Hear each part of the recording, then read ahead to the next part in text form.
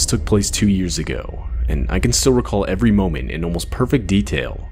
It was nearing the end of school. Everyone was on their way to their last period, which for me was history, a class that I not only wasn't good at, but I also disliked the teacher, and at that point I honestly had no motivation of even showing up. So, ultimately, I decided to ditch and hide out in one of the bathroom stalls located near the very back of the school. Almost no one went back there, so I figured no one would find out anyway. I was in the furthest back stall, playing some game on my phone, when the ear-deafening sound of the principal coming over the intercom made me jump. Lockdown, lockdown. This is an emergency alert. Please follow lockdown procedures. Go into the nearest room or building, lock the door, and turn off all lights. It was a lockdown announcement, though I honestly didn't pay it any attention, considering they were all practice, and so I just continued to sit there in the stall and wait. But just then, all the lights to the building seemingly shut off all at once. The hum of the light faded, along with the buzzing of the AC unit, which meant all the power to the school had been cut off. The bathroom had gone pitch black, and that's when I was actually starting to get worried. Power was never cut off during practice lockdown drills. I texted my friend asking him what was going on, and literally right away he answered back with a text saying, "Dude, where are you? It's a real lockdown. Everyone's asking where you are." I told him I was in the bathroom, and he responds saying I should hide. But where else could I go? I wasn't just going to run out into the hallway to find a better spot. So ultimately, I decided to stay and hide in the stall I was in. I turned my phone's brightness down and texted my friend again. I asked him what the reason was for the lockdown, and after 5 long minutes of waiting, he replied saying that apparently there was a kid armed with a knife banging on classroom doors and asking to be let in. Both my classroom and the bathroom I was in were on the same floor, so I turned off my phone and tried my best to see if I could hear anything. There were running footsteps, and that was shortly followed by the sound of the bathroom door opening. I was absolutely horrified at what I was hearing. Whoever entered walked towards the stall next to me, went inside, and shut the door. I held my breath for what seemed like forever. Then, to break the silence, in a shaky voice, I said, "Who's in here?" It was silent for a second, and then I heard a voice reply with, "I'm just looking for a place to hide. I heard there was a lockdown over the speakers." That didn't really answer my question, but the guy sounded around my age, and so I decided I'd just let it go. We sat in silence for what seemed like forever, when finally we got another announcement telling all students to exit the school in an orderly fashion through the front doors, where cops would be waiting outside. I exited the stall, but was surprised to see the guy next to me didn't. I asked him if he was coming, and he replied saying, Yeah man, just give me a couple minutes." I thought that was weird, but regardless, I left the bathroom and started heading towards the front exit of the school. As I was walking, my phone went off. My friend had texted me. He said that apparently a kid who was maybe a couple years older than us tried to rob a nearby gas station at knife point. The guy actually stabbed a couple people, and when he was unsuccessful in getting any money, he ran to hide in our school to blend in as one of the students. But what horrified me the most was the last sentence. My friend said that the cops outside were saying that the kid was still inside, and that he was hiding somewhere in the back of the school. Reading this changed my walk to the front doors into a full-on sprint. Right as I got outside, I would frantically inform one of the police officers of what I had experienced. And after they searched the bathroom, they found it was empty, but that the window inside was broken. The kid had broken and escaped through the window. Needless to say, for the next few school days, I had gotten a lot of unwanted attention because of what I had experienced. As far as I know, the kid still hasn't been caught, and it's still just difficult for me to come to terms with the fact that I was unknowingly hiding in a stall right next to the guy I was trying to hide from.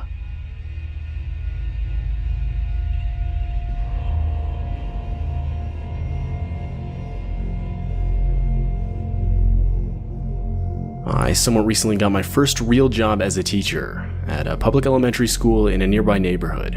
It was the first school year I was teaching, and at this point it was only September, so needless to say, I was still learning the ropes. It was honestly pretty stressful. I teach a first grade class of around 20 kids, so you can imagine how chaotic it would get at times, especially with my lack of experience. I remember one day, I was in the middle of assigning the kids a worksheet for spelling simple words, when the principal's voice came over the school's loudspeaker and ordered a lockdown. Now, being a new teacher, I wasn't yet informed of when the school had practiced lockdown drills around the year. Therefore, I had no idea if this was a drill or not. But I knew either way I had to follow protocol. I turned off the room's lights, locked the doors and windows, and had the kids sit against the walls out of sight. I'd say maybe 5 minutes passed of complete silence when I could faintly start to hear doors being banged on down the hall.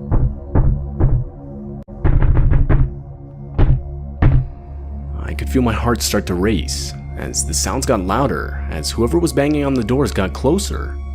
At this point, I still had no idea whether it was just the principal checking all the classroom locks or an actual intruder in the school. But my thoughts were interrupted by one of my students bursting out crying. It was too loud. There's no doubt whoever was outside would have been able to hear it. I could tell. The banging outside stopped in response to the noise, shortly after followed by a single pair of footsteps walking up to the door. It was silent for a few seconds, but the silence was quickly broken by a male's voice yelling out, "Hey guys, I think there's kids in this one." And that confirmed this lockdown was real. More footsteps could be heard running up to the door, and that's when genuine attempts to break down the door were made by multiple people. At that point, not a single kid in the class wasn't crying or screaming in fear. I didn't know what to do. I was never trained for this kind of situation. And that's when 2 gunshots could be heard. But it didn't come from the intruders. Police were now inside the building. Right after the shots were fired, the intruders could be heard running down the hall. 30 minutes later, and we were given the all clear. It turns out the intruders were 3 local high school students. They were eventually caught, but when asked why they did it, they would say close to nothing. Although, one of the kids claimed it was a bet, but personally I don't believe that for a second. No bet is worth going to court over and even possibly losing your freedom. I firmly believe they had much worse intentions. Although most likely traumatized, luckily no one was physically hurt. The shots that were fired by the police were claimed to have been warning shots and were aimed directly into the ground. It's been 2 years since this all happened, and I still teach first grade at the same school and even in the same classroom. And to this day, those bullet holes can still be seen in the school's hallway.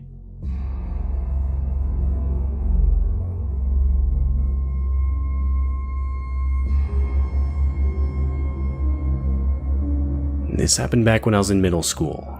Technically, it was actually my last day in middle school. It was late May, and for our last day, our school would do a sort of field day where the whole school would play a bunch of games to celebrate the end of the school year. Now, back then, I used to be a pretty active kid, but unfortunately, due to a recent concussion, I was unable to participate in any games the whole day. I was pretty disappointed, yeah, though I did bring my DS and quickly opted to just sit inside one of the classrooms and play that. As, there wasn't really anything else I could do. None of the teachers seemed to mind, so there I was, all by myself in the classroom for my science class playing my DS, all the while the other kids got to play games in the school's gymnasium. It was a weird feeling being in that classroom alone. I don't really know how to explain it. Up until that point, I don't think I'd ever been in a classroom completely alone. Something that needs to be mentioned is that the teachers that weren't watching the kids in the gymnasium were in a room across the hall having meetings. I'd say I was playing on my DS for not even an hour when my English teacher, Miss Allen, rushed up to the classroom's door and closed it from the outside. She didn't say anything to me, so I figured she just wanted to make sure I couldn't hear whatever the teachers were talking about across the hall. Forgetting about it, I went back to playing my DS. A couple minutes later, the classroom's door swung open. I expected to see one of the teachers coming in to check on me, but no, a man I'd never seen before walked into the room and closed the door behind him. The guy had to have at least been in his 50s, and so I just assumed it was some kid's dad. It wasn't unusual for parents to come into the school to bring a student their lunch, so I asked if he was looking for someone. He replied with no, in a tone that seemed almost offended that I would even ask that question. Before I could say anything else, the guy started walking towards me. I asked him what he was doing, and that's when he lifted up his shirt, revealing a handgun on his waistband. He followed it up by saying, "Look kid, I'm gonna need you to come with me, or I'm gonna kill you." The guy said it in the most carefree tone I had ever heard, and that along with the fact that I'd never even seen a gun in person before instantly overwhelmed me with pure fear. Before I could fully comprehend the danger of the situation I was in, the guy firmly grabbed my wrist and started pulling me towards the classroom door. But before we got into the hallway, the deafening sound of our school's lockdown alarm started going off.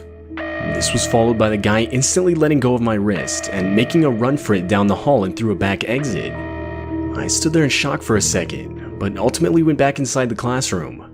I'm not sure how much time had passed when Miss Allen came back into the room and told me that she didn't want to scare me, but that there had been an intruder inside the building and a lockdown which now was over had taken place. I would tell her about the man, and instantly she brought me to a police officer who was already on the premises to explain what I had experienced. It turns out the man was the whole reason the school went into lockdown in the first place. The man was reported to have been scoping out the school all morning, and when he was seen getting close to the building itself, someone would call the police, which resulted in the lockdown. The guy was later caught and would openly admit that he had been trying to scare kids into getting into his car so he could kidnap them. And this reality still horrifies me to this day. Not a day goes by where I'm not thankful for the school's alarm going off when it did. School lockdowns can be some of the most terrifying things you can experience. The general fear of what's going to happen next is very overwhelming for a lot of people, sometimes even if it's just a drill. In this video, we'll be going over 3 terrifying true school lockdown horror stories. If you guys do enjoy horror stories told in the first-person format, all I ask is that you consider subscribing, as that's the only content we post, and we upload around 4 videos weekly, sometimes even more. And be sure to stay to the end of the video, as honestly all of today's stories are absolutely terrifying. With that being said, let's continue into the school lockdown horror stories.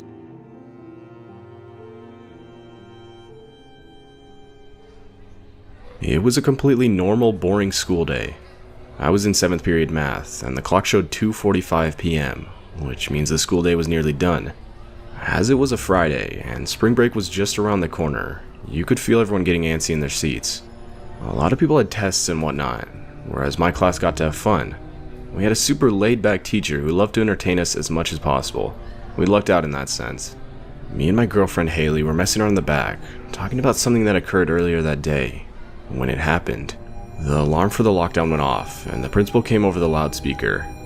Now, for some context, typically a teacher would yell lockdown 3 times if it was a drill. We were always told if it was 4 times, it was not a drill. The reason for this was to hide the fact that we knew someone was in the building with malicious intent. 4 times we heard the word lockdown. Now, I've gotten so used to hearing it only 3 times that I paid no attention to how many times lockdown was even said. The teacher did the usual, turning off the lights, closing the door, and ushering us to the back corner of the room where we couldn't be seen from the glass on the door.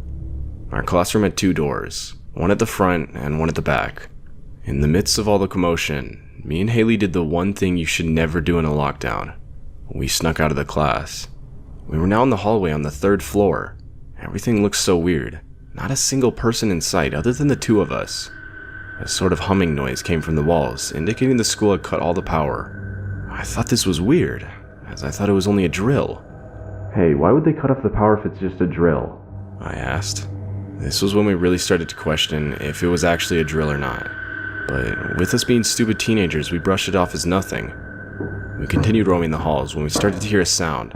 We got really creeped out by this, as no one was supposed to be outside the class. Fearing it was a teacher, we ran into the nearest bathroom to hide. We ran into the 4th stall that was tucked into the corner and hid. We sort of just sat there, giggling, thinking we outsmarted the teacher. Maybe about 30 seconds had passed, and we started to hear the footsteps again, but this time much closer. My heart froze. We could tell it was right outside the door. At this point, we were sure we'd been caught. We kept as quiet and as still as possible, hoping not to make a sound. It was really weird though. The person outside hadn't come in yet, but they hadn't left either. If they left, we would have clearly heard their footsteps leaving, but we never heard them. Haley pointed this out to me, and that's when we started taking the situation a bit more seriously. The door opened, and someone stepped in. I was about to walk out of the stall and apologize for sneaking off when Haley stopped me. She whispered to me, "Isn't it protocol for teachers to ask if there's anyone in the bathroom?" She was right. This wasn't normal teacher behavior, and that's when the heart-dropping realization hit us. Whoever was in the bathroom with us wasn't a teacher. While contemplating what to do, the silence was broken. "I know you're in there." My heart dropped as the person said that. The voice was younger, and it obviously wasn't a teacher. We were practically crying at this point, unable to hold it back. The guy was now directly in front of the stall door. He started pounding on the door and screaming like a madman.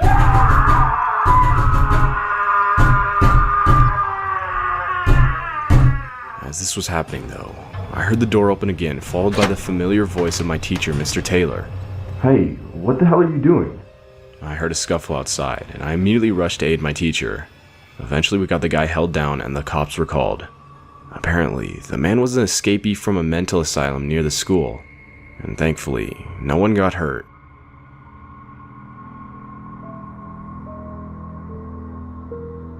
I don't know if any of you guys remember a few years ago when a sort of killer clown craze shook America for a few months. Well, this all happened during that time. I always remembered me and my friends thought it was funny, and we'd always watch those clown caught on camera videos that were really popular at lunch. Although, our laughter turned into fear when we were made aware that a few of those clowns on Twitter threatened to come to our school at 11 a.m. that day and quote-unquote kill all of us. Luckily, the school picked up on this, and they sent out emails to the parents that they had scheduled a planned lockdown at 10:30 that day in response to the threats. I was sitting in history class when I heard the familiar sound of the lockdown alarm, followed by the teacher rushing to the windows and door, locking and closing them. Even though initially the threat freaked me out, I wasn't worried at this point. I reasoned that it was most likely just another blank threat online, and that nothing would happen. After about 40 minutes of silence, sitting on the cold floor in the corner of the room, the emergency green flashing light turned off, then followed by the air conditioning slowly falling silent, and then the hallway lights switched off. The school had cut the power, but why though? At this point, me and my classmates were staring at each other. We all knew that something real was going on, as the school never cut off the power unless something serious was happening. After 10 minutes or so, we could all hear a faint banging noise from down the corridor, shortly followed by heavy and fast footsteps. Someone was running down the hallway. They started banging on the lockers and screaming. At this point, a few girls started quietly crying. Just then, the most terrifying thing ever happened. One of the men, dressed as a clown, ran up to the class door, banging and screaming. Multiple people were crying now, and one of my friends whispered to me in complete seriousness, saying we were all gonna die. I have no shame in admitting that this caused me to start crying too. I then heard the loud sound of glass shattering. The man had shattered the glass part of the door, and I could see his arm reaching through to try to unlock the door from the inside. I was frozen and in complete disbelief as to what I was witnessing. But luckily, my teacher reacted quickly, grabbing a piece of shattered glass from the ground and stabbing the man's arm before he could unlock the door. He instantly grabbed his arm back, and you could hear his screams of pain.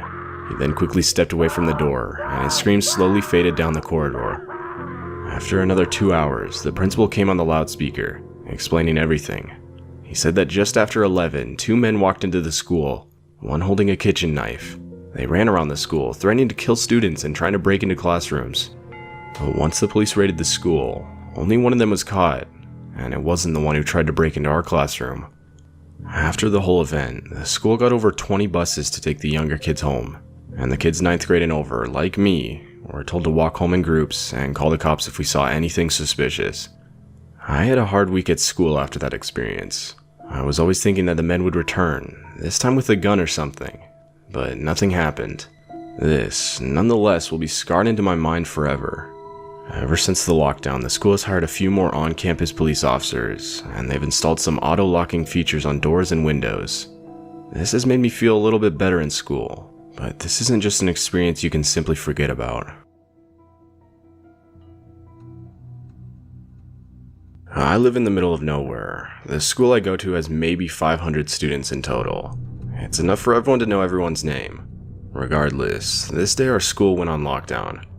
That familiar, yet eerie chime of our principal's voice saying to remain in our classes until further notice rang through the building over the intercoms. His voice was surprisingly calm, especially considering the fact that he didn't even say it was a drill. Despite our little town, crime isn't completely unheard of. We've had our fair share of reported break-ins, robberies, and even some gang activity. "I bet it's a robber down at Chase Bank," my friend Kyle joked. I laughed, and we started talking about what we actually thought the whole lockdown was for. Kyle's voice was beginning to get louder, only interrupted by our teacher, Miss Sander herself, shushing him. It had now been about 10 minutes of complete silence, but like most high schoolers tend to, we all lost our patience. Everyone was now talking softly to whoever they were sitting next to at this point. Just then, we all heard it. Footsteps. Not just one pair, but a few walking down the hall. We all went quiet, knowing that something was wrong, and if this was a drill, it would have been just one pair of footsteps, that being the teacher checking on the classrooms. Even Kyle, who had previously been talking, grew silent. Miss Sander moved slowly to the doorway, peering out from behind a corner. The heaviness in the air was suffocating. Just then, we heard footsteps again, seemingly doing another lap around the school. A girl across the room let out a muffled sob of fear. I focused my attention on the door. I was leaning out from behind a table to peer through the window to see if I could see anything. I'm not sure what I expected to see, but whatever I was expecting, a whole lot of nothing was not it. The hallway was empty and completely dark, as it tends to be when no one was in it. The lights were all automated in my school, but just then, I noticed some of them turn on. A wave of yellow light instantly filled the room as we huddled in, casting shadows against the rows of desks. Someone somewhere tried to calm the crying girl, but I could hear their own murmured voice waver. I was still looking through the door's window from a distance at this point. But of course, as I was doing this, I saw someone walk up to the window and start looking through into the room. I instantly ducked back down behind the table the whole class was hiding behind. I felt my heart beat wildly as I heard the sound of the doorknob start to shift. My vision grew static as I pulled my knees to my chest, curling up tightly in the corner of the room. The door shook as the guy banged on it repeatedly, and as he was doing this, my biggest fear came true. The door hinges gave out, and this guy proceeded to walk into the classroom. All of us went silent, praying this man wouldn't walk over to the corner of the room and see all of us hiding behind this table. About a minute passed of just this guy standing there, and we could hear someone else sprinting to the door, followed by the words, Dude, we gotta go. The cops are already here. That's when I heard the guy start running out of the room and down the hall. The cops came, and a little later that was it. The guys who entered the school were never caught, and apparently they were armed with guns. The story goes that one of the kids at my school tweeted at a gang, essentially making fun of them the night before that school day. And of course, the gang took it very seriously and planned on raiding the school and killing the kid responsible. Luckily, they weren't successful, but this experience still terrifies me nonetheless. I went to middle school at a private school where the middle and high school was comprised of only 30 students. One of the assistant coaches for my middle school team was a soft-spoken man that volunteered for many of our school functions. I assume this is due to the fact that he had 2 adopted sons that attended my school. One was a grade older and one was a couple of grades below me. I didn't really remember him at all until I graduated high school and out of the blue get a phone call from a number I didn't recognize. Still don't know how he got my number. It turns out to be that this man was wishing me a happy graduation. I at first thought that he was just friendly, but then he called back insisting on taking me for a steak dinner. I tried to politely decline, but he began texting me and calling me nonstop. This made me really uncomfortable, and so I sternly requested he leave me be. A couple of years later, I am a sophomore in college and I received this email. Dear me, I shall try one last time, though not to bother, but to seek a friendship that I can feel can work and benefit us both. It seems that most people pass through their lives and leave a vacant mark, soon to be forgotten, or, if thought of, just a passing blip that does not linger. However then, there are those who leave their mark as if to say, I am somebody of value, I want to make a difference. I'm not sure where or how I so tragically messed up in trying to recapture a friendship that I felt important. Not wanting anything more or anything less, but a friendship of value and a meaning that would be of importance to 2 lives. Long ago, as a soccer coach, there was a young man of intrigue on my team. His intelligence shone through his skills on the soccer field, and there was something there, something that sparked a thought of value. It was difficult to define, harder still to understand. Nonetheless, that young man left a mark that would stay in the portals of my mind. Typically, society does not take kindly to a grown married man taking up a friendship with a young man with a family of his own. Innocent, of course, respectfully even more, but still looked at with this inevitable stink eye. Maybe one day the paths of this coach and team member will cross again. Most of the friendships that I value in my life have come along in the most unusual way. For instance, the 19-year-old female classmate at mortuary school that just seemed to fit under my wing. I was the one that was not interested in hitting on her, just establishing a friendship that could last for years to come. Or perhaps the 93-year-old lady in the nursing home who was hungry for the company of someone that enjoyed listening to her stories of times gone by. The 70-year-old author from Casey County that immediately gave a feeling of commonality that was uncovered after just a few dinners and glasses of Merlot. A young friend of a son who, lacking a father figure, just wanted respect from a generation that was not willing to give it. I could go on and on. I have found that the old saying that you can't pick your family, however, you can pick your friends is of tremendous value in my life. Souls are waiting around every corner or in the most bizarre places, but when you encounter them, the rewards are endless. What does all this mean? For you, perhaps nothing, or maybe, just maybe, something. This is for you to decide. Nature may have already taken its course, but I try not to give up on anything that I consider of value in my life or the lives of others. Best regards, him. I responded extremely curtly and notified this man that I forward the email to my father, attorney at law. I don't like to speculate, but considering the nature of the adoption of the demeanor and behavior of his sons growing up, as well as their age of proximity to me, I really worry about their upbringing. I never heard from this man since, but my younger sister said one of her male friends has had similar interactions with him. To add to the creepiness, this man is a mortician in my county. I would like to add a bit more context to this story. I would receive multiple voicemails a day of this man telling me things like, I want to take you out to a big steak dinner. Anything you want. We can even share some wine at my house before, or I don't know what I'm doing wrong and why you were pushing me away. I think we can truly get along great. Now, I agree. At first I thought this man was simply reaching out to me in a friendly manner, but the persistence after being nicely turned down is what raised red flags. After starting college, I received a new phone number as well as a new email address. Not for this reason, but because I got my own phone plan and started university with a new email. My second year here, he tracked down both informations again. This is when he sent this letter as well as started the calls again. It was only after telling the man that I forwarded his email to my father, who happened to be an attorney, that he left me alone. A few months later, the county prosecutor contacted me requesting information. When I recalled this story, I did a quick Google search of his email and name and found at least 2 obituaries of 14 and 15-year-old boys that live in different states from him, where he posts on the online funeral page expressing condolences. I won't add his exact wording or the sites because I don't want to reveal his identity, but both were identical and went something like this. Parents, may God give you strength. I feel like I have gotten to know your son through the Facebook posts and messages we have shared, and have grown to love him and have plenty of respect for him. My heart is aching. I love you. Insert son's name.